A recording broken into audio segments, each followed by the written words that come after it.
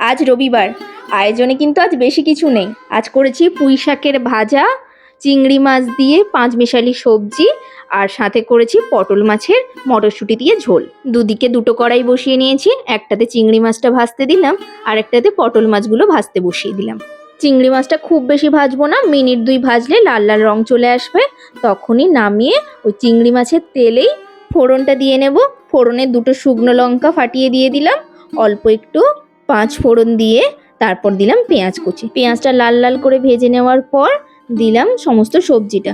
পেঁয়াজটা খুব বেশি কড়া করার এখানে দরকার নেই, কারণ সবজিটা উল্টাতে পেঁয়াজটা নিচেই থেকে যাবে, তাই খুব সাবধানে কিন্তু সবজিটা উল্টে পাল্টে নিতে হবে।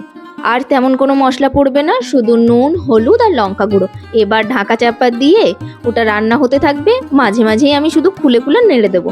এদিকে মাছটাও ভাজা হয়ে এসছে প্রায়, একটু উল্টে পাল্টে লাল লাল করে ভেজে নিচ্ছি।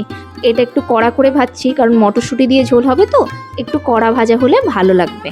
মাছগুলো তুলে নিয়ে ওই তেলে এখন কুচনো পেঁয়াজ, কুচনো টমেটো, গোটা 3 কাঁচা লঙ্কা, অল্প একটু নুন দিয়ে এবার ভালো করে ভেজে নেব।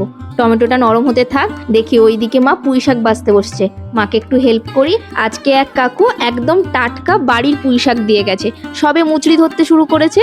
পুঁই পাতাগুলো বেশ নরম, তাই আমি বললাম আজকে একটু পুঁই শাকের ভাজা করি, খেতে খুব ভালো লাগবে। আমার তো খুব ভালো লাগে পেঁয়াজ রসুন দিয়ে পুঁই শাকের ভাজা।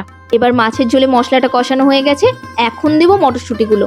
মটরশুঁটিগুলো ভুল করেও তেলের উপর দেবেন না, ফেটে কিন্তু গায়ে চলে আসবে।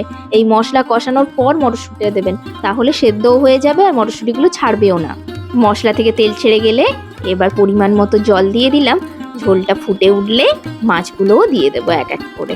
ব্যাস, আমার মাছের ঝোল একদম রেডি। এবার মাছের ঝোলটা নামিয়ে নেব। দেখবে ওদিকে চচ্চড়ির কি অবস্থা।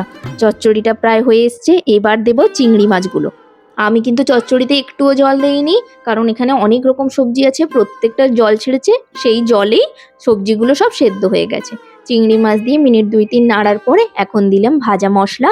আরও মিনিট 2-3 নেড়ে একটু কুচনো ধনে পাতা দিয়ে ভালো করে নাড়াচাড়া করার পর ঝরঝরে অবস্থাতেই একেবারে নামিয়ে নেব।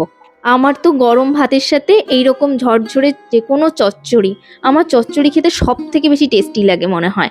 শুকনো ভাতের সাথে খাবো, এটাতেই আমার অর্ধেকের বেশি ভাত খাওয়া হয়ে যাবে। আপনারা কে কে আমার মতো এরকম চচ্চড়ি দিয়ে ভাত খেতে ভালোবাসেন, আমার কমেন্টে কিন্তু অবশ্যই জানাবেন। চচ্চড়িটা নামানোর পর কড়াইটা ধুয়ে এবার শাকটাকে ভাজতে বসিয়ে দিলাম।